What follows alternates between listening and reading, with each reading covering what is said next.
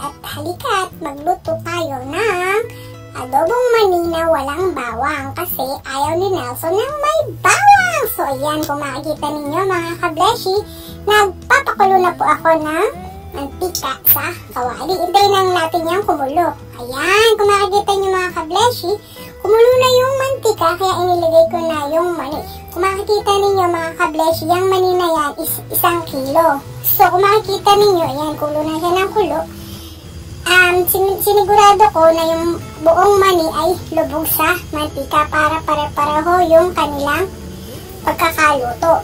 Yan, hahaluin lang mga kableshi, hindi naman laging halo ng halo. I-check lang yung ilalim kung luto na. So ayan, na-check ko na.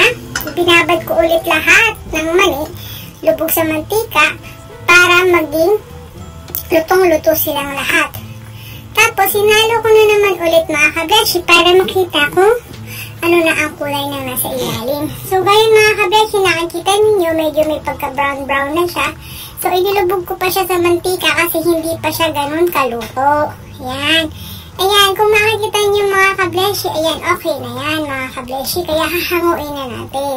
Kasi pag hindi pa natin hinalo at magbo-brown-brown pa siya, papait na siya, hindi na siya masarap ko. Ayan mga kableshi, ayan na ang ating adobong mani na walang bawang. Pero, nilagyan lang ng asin. Ayan mga kableshi, sana nagustuhan nyo. Bye-bye!